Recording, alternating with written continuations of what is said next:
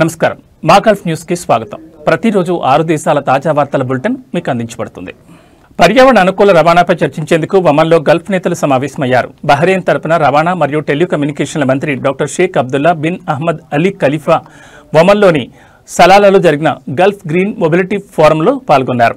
రవాణా రంగంలో పర్యావరణ స్థిరత్వాన్ని ప్రోత్సహించడానికి మరియు స్వచ్ఛమైన ప్రత్యామ్నాయ ఇంధన పరిష్కారాల వినియోగాన్ని ప్రోత్సహించడానికి గల్ఫ్ సహకార మండలి దేశాల మంత్రులు మరియు నిపుణులు ఈ సమావేశంలో పాల్గొన్నారు। గ్రీన్ ట్రాన్స్పోర్ట్లో గల్ఫ్ దేశాల మధ్య సహకారాన్ని బలోపేతం చేసే మార్గాలపై చర్చించారు। ఈ సందర్భంగా రవాణా ప్రాజెక్టులు మరియు సాంకేతికత బదిలీకి సంబంధించి బహ్రెయిన్ ఒమన్ మధ్య ద్వైపాక్షిక చర్చలు జరిగాయి। అనంతరం doctor Sheikh Abdullah Salalah port మరియు ఫ్రీ జోన్లో పర్యటించారు।